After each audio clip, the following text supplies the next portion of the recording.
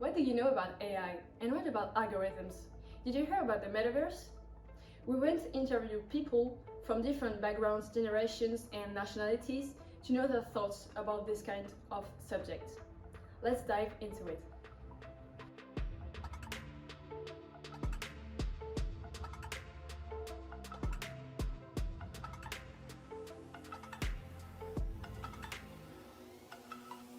Do you know what an algorithm is? Yes, I do. Yes. Yes, I think so. More or less. Yes. Yes. Yes, I do. Do you notice when you're using it? I started life as an engineer, so I know when I'm using an algorithm. Of course, an algorithm is a series of instructions telling a computer how to transform a set of facts about the world in useful information. Yeah, we use them for social medias, such as the YouTube algorithm. Yes, on social media and Google, for example. Yeah, sometimes when I open Instagram and it just shows me all the things that I already liked, or advertisings on every social media when I look for something. Yeah, I do during Instagram and Facebook and everything. Sure. One example can be Waze, for example, like an application for GPS that is helping driving you to the right destination by calculating with its own algorithm what is the right way to do it. Certainly, when I use Google a lot, like we all do, as search engine, I try to look for content that's relevant to me, but I notice that sometimes Google ranks articles in a certain way that maybe I don't feel is useful for me, so I change the word order. An example of that would be a recipe, where you take a number of things, input, and you have an output. A recipe is an algorithm. Making a cake is an algorithm. Basically, you take so much sugar, you take so much flour, and then you take something else and you mix it, and then you do something else and you do something else. You can't do something else, but you do something else, and you cook it. That's an algorithm. So that, yes, I use an algorithm if I baked a cake, which I don't actually. Is this example a good or bad thing for you and your privacy? Well, the service is more interesting than the privacy that can be missed. Well, when you're on the internet, you don't have privacy. Okay, privacy does not exist anymore. We're all connected, all your data's out there. So when would you not have privacy and when would you not want to give it up? I like my privacy. I'd like to be able to keep it that way. So I use, a minimum of things on the internet.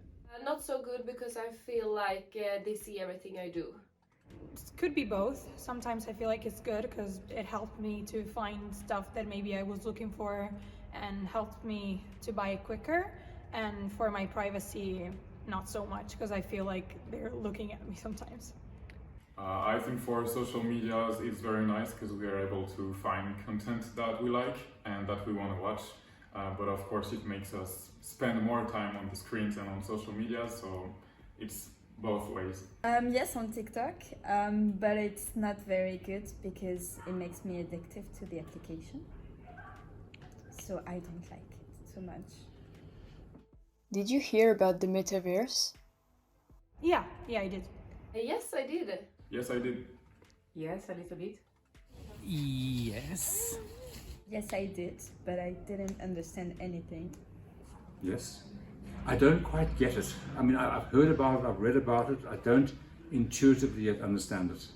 So for this project, I did some research, and it's a culmination of the internet and boundless possibilities in augmented and virtual reality technologies. Of course, Facebook, Mark Zuckerberg started up, was very interested in this as he wants to, move this part forward. And yes, seeing that Meta is the new name for Facebook, just seems like they're trying to give themselves a new start. And it feels a bit manipulative because Facebook has such a bad reputation. So trying to start over seems like a good idea, but feels a bit manipulative for people. What do you think about it?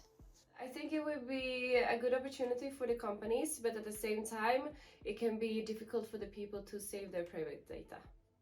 I think it's a bit scary and I don't really see the point. I understand that people want to feel closer to each other, but I don't really understand why we should create a marketplace when we can do it in real life. I think Metaverse is never going to happen, or at least not as important as social medias are today, because in the world so many people have much more important things to do before, and people are not rich and cost a lot. It's for rich countries, you know.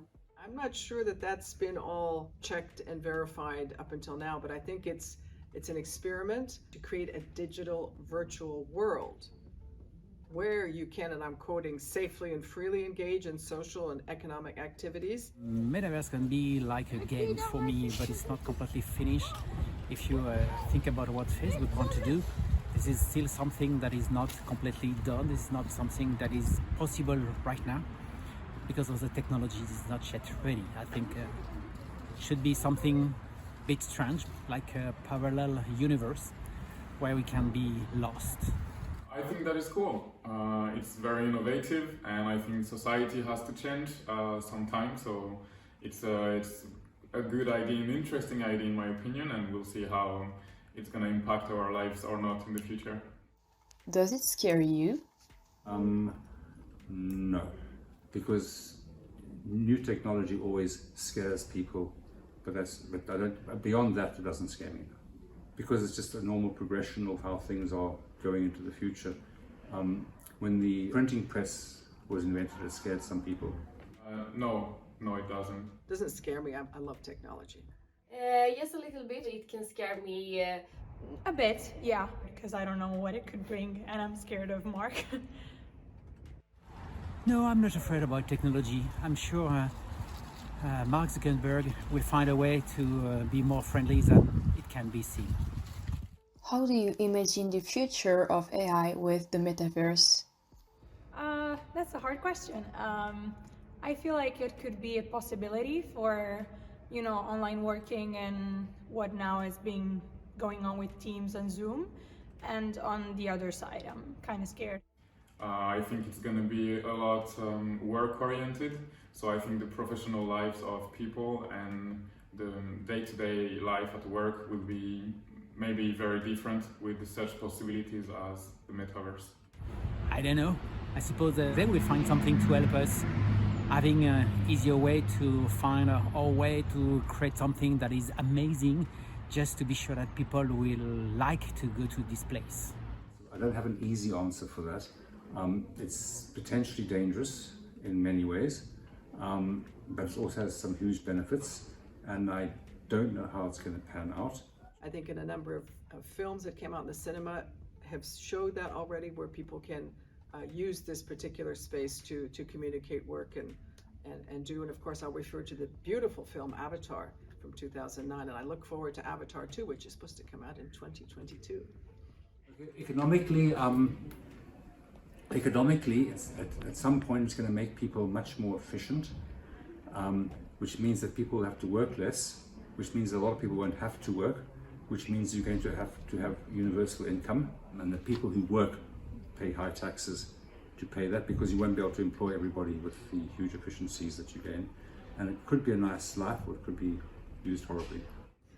Well, it's this fifth dimension that we've all been talking about for a very long time before you were born, in the 50s and the 60s. I went and tried one of those 3D headsets when they came out, first at least in France, which was in 2015. It was kind of primitive, but it was kind of interesting to see, you put on a headset and you see what's around you, and it was quite interesting. I think I'd be curious, actually, to try it. I think people are going to like it because it seems very futuristic, and it looks like the movie Ready Player One. I think people won't understand the impact that it would have and how far it could go. So yes, I think it's going to be integrated in our life, but I don't like it. As we've seen, this kind of new technologies is taking more and more space in people's minds and lives.